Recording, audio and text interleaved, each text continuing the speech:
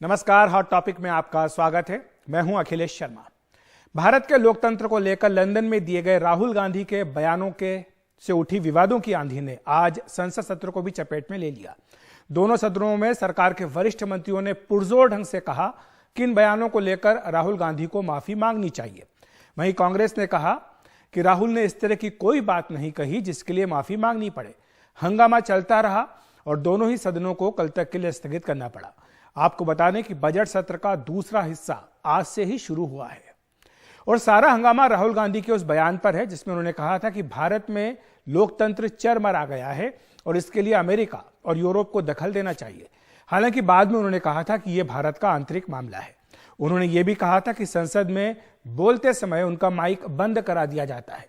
इस पर उपराष्ट्रपति जगदीप धनखड़ ने इसे सबसे बड़ा झूठ बताते हुए कहा था कि आपातकाल के दौरान ही माइक बंद किया गया था। And you know, if we're talking about Europe, that's the thing that shocks me. There's no reaction, right? And of course, there are reasons for there not being a reaction. There is sort of trade and there's money and stuff like that. But Indian democracy is a public good. So the surprising thing is that the so-called defenders of democracy, which are the United States, European countries, seem to just be oblivious. और आपको बता दें कि आज सुबह संसद भवन में प्रधानमंत्री नरेंद्र मोदी के साथ वरिष्ठ मंत्रियों की बैठक हुई थी। इसमें गृह मंत्री अमित शाह, रक्षा मंत्री राजनाथ सिंह, वाणिज्य मंत्री पीयूष गोयल, सूचना प्रसारण मंत्री अनुराग ठाकुर आदि शामिल थे। इसी में तय किया गया कि राहुल की माफी की मांग जोरदार ढंग से दोनों ही सदनों में उठाई जाए। उधर विपक्ष के नेताओं की भी आज बैठक हुई थी। इसमें यह कहा गया कि जेपीसी की मांग फिर से उठाई जाएगी। अब सवाल यह कि राहुल गांधी के बयानों को लेकर यह हंगामा आखिर कब तक चलता रहेगा। चर्चा के लिए हमारे साथ दो खास मेहमान जुड़ रहे हैं। डॉक्टर अजय कुमार हैं, कांग्रेस के प्रवक्ता, साथ ही प्रमोद स्वामी हैं, बीजेपी के नेता। आप दोनों का बहुत बहुत स्वागत है एनडीटीवी इंडिया पर। सबसे पहले डॉक्टर अजय, मैं आपको लाना चाहूंगा इस चर्चा में। आखिर कांग्रेस पार्टी का क्या स्टैंड है? जो राहुल गांधी ने बातें कही थी कि अमेरिका और यूरोप को दखल देना चाहिए भारत के लोकतंत्र को बचाने के लिए, क्या कांग्रेस पार्टी उनके इस बयान का समर्थन करती है? और अगर हां, तो फिर क्या आप ये नहीं मानते कि राहुल गांधी के माफी की मांग जो है वो जायज है? देखिए अखिलेश जी, दो चीजें। एक तो मापदंड जो है सभी के लिए एक होने चाहिए। वो करे, भाजपा करे तो वो संस्कारी हो जाते हैं। हम किए भी नहीं है और आपने कह दिया कि हमारा कैरेक्टर ढीला है।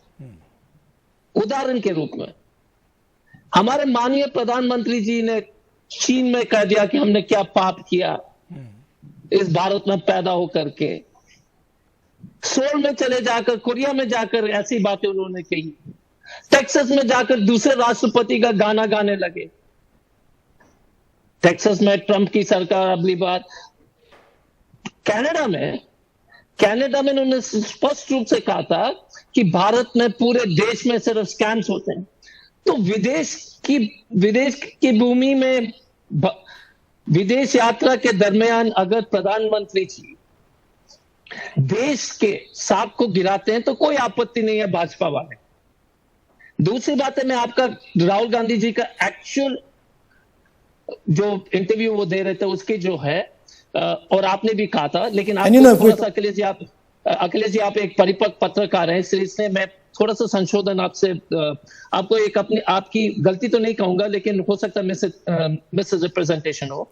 उन्होंने कहा कि जो देश में हो रहा है, अंतरराष्ट्रीय जो देश जो है उनको नहीं समझ में आ रहा कि देश में क्या हो रहा है, वो ठीक है। और उन्होंने ये भी कहा था, जो आपने सही कहा, कि आंतरिक मामला देश का और देश इस समस्या का समाधान करना हम लोग। लेकिन अजय जी, हमने पूरा बयान उनका सुनवाया है। उसमें वो ये कह रहे हैं कि वो हैरान है इस बात को लेकर कि अमेरिका और यूरोप जो हैं वो इस पर कुछ नहीं कह रहे हैं। क्या इसके पीछे व्यापार है, क्या इसके पीछे पैसा है, यहां तक उन्होंने कहा है। मैं आपको इस पर आपसे लूंगा जवाब, लेकिन जी ठीक, आप बोल दीजिए। देखिए एक चीज है,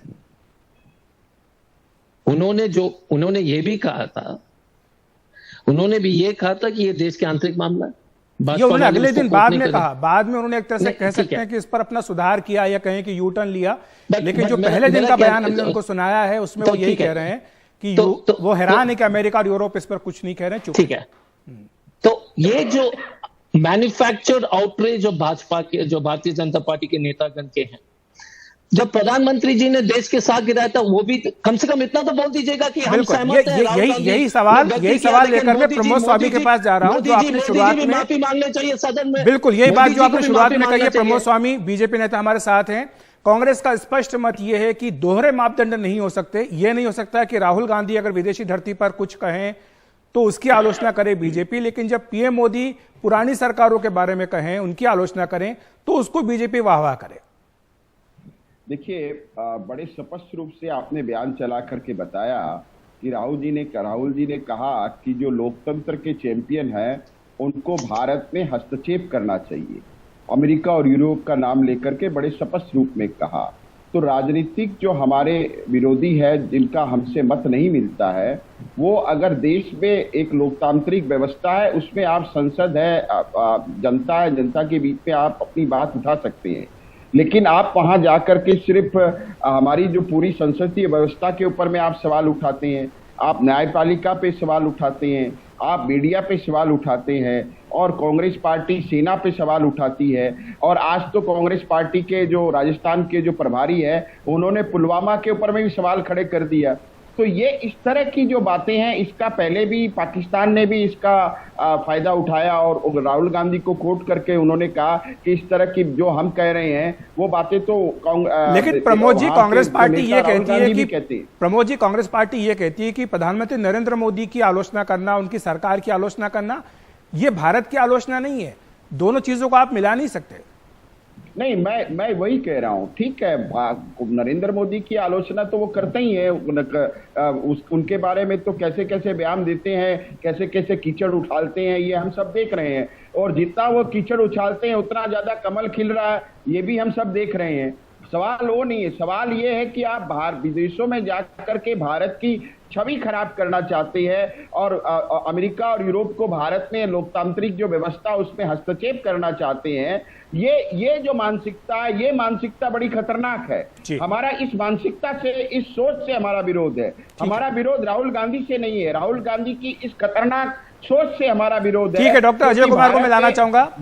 आपने सुना प्रमोद जी का बयान, कह रहे हैं कि ये जो सोच है ये खतरनाक है, और इस सोच का विरोध बीजेपी करे कि जो देश के अंदरूनी मामले हैं, जो देश का लोकतंत्र है, उसमें हम किसी बाहरी देश को दखल देने के लिए आमंत्रण कैसे दे सकते हैं? क्या ये हमारी संप्रभुता के खिलाफ नहीं है? डॉक्टर अजय कुमार। नहीं, देखिए, अखिलेश जी और प्रमोद जी भी बहुत अच्छी तरीके से अंग्रेजी जानते भी है और बोलते भी है और समझते भी है। तो मैं सिर्फ एक ही चीज कहूंगा, द वर्ड ही यूज्ड, आपकी Hindi party, oblivious to what is happening in India. He didn't say interference. तो अगर आप बोले तो ये हस्तक्षेप का जो they are oblivious to what is happening in India is the word. तो oblivious है तो क्या करना चाहते हैं? उनको क्या करना चाहिए? अखिलेश जी, दो चीजें यार, शब्द के शब्द।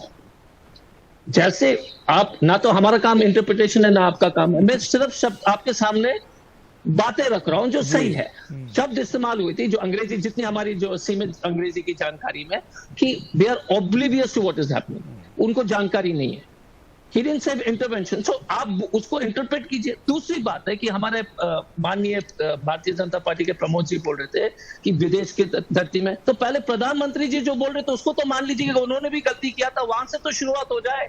पहले तो एक्सेप्ट कर लीजिए ना कि प्रधानमंत्री जी गलत बोल रहे थे, भारत के साथ उन्होंने 4, 5, 6 बार गिरा दिया। कम से कम वहां तो शुरुआत हो जाए। वो भी तो वही कर रहे थे, वो भी तो पुरानी सरकारों का ही कच्चा चिट्ठा दुनिया के सामने रख रहे थे। वो कोई भारत की आलोचना नहीं कर रहे थे। वो ये नहीं कर रहे थे कि आप आइए और आप आकर के हमारा देश ठीक कीजिए। मैं आपसे 100% सहमत हूँ। तो मोदी जी का, जैसे ही लोग प्रमोद जी आते हैं, उनके प्रवक्ता बाकी लोग आते हैं, और प्रमोद जी हमारे सम्मानित साथी है, राजनीतिक प्रतिद्वंदी जरूर होंगे। हमने हमेशा कहा कि चीन के विषय में भी सेना के साथ हम हैं, लेकिन सरकार के लिए हमेशा भारतीय जनता पार्टी की रणनीति है कि सरकार का आलोचना को जो है सेना के ऊपर थोप दो। भाई साहब, हमको सेना और भारत के जो सेना से कोई, हम तो उनकी बहादुरी को सलाम करते हैं।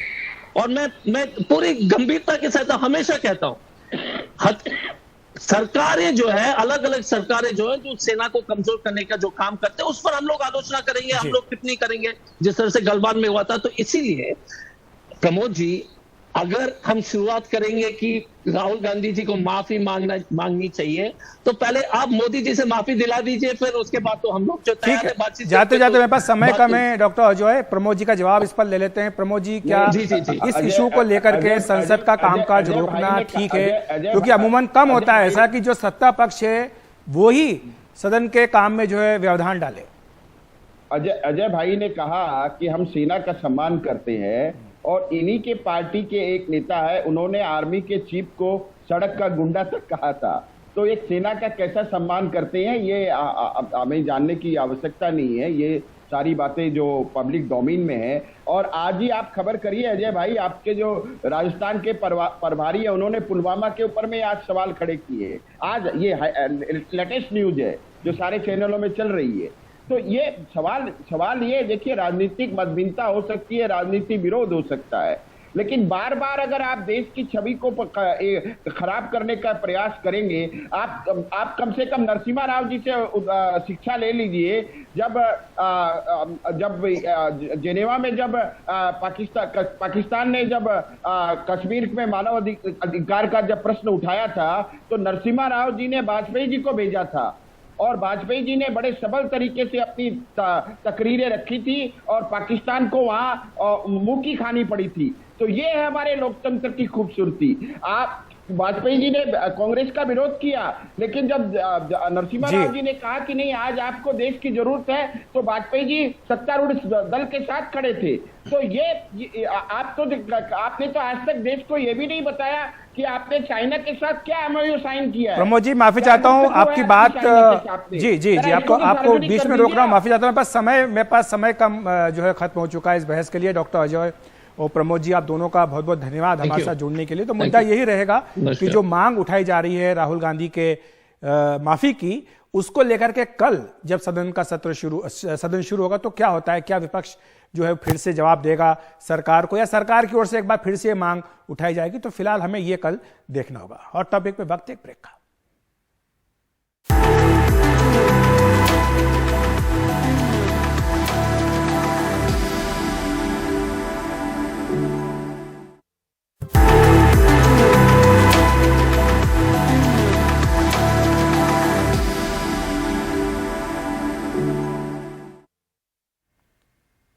बिहार के उप मुख्यमंत्री तेजस्वी यादव आज दिल्ली से पटना पहुंचे। उन्होंने प्रवर्तन निदेशालय की छापेमारी को लेकर केंद्र सरकार और बीजेपी पर हमला बोला। तेजस्वी ने कहा कि वो इस तरह की कार्रवाइयों के आगे झुकने वाले नहीं हैं और इन छापों से यह साबित हो गया है कि बीजेपी में लड़ने की क्षमता नहीं है। उन्होंने ईडी के बरामदगी वाले बयान पर भी अपना पक्ष रखा।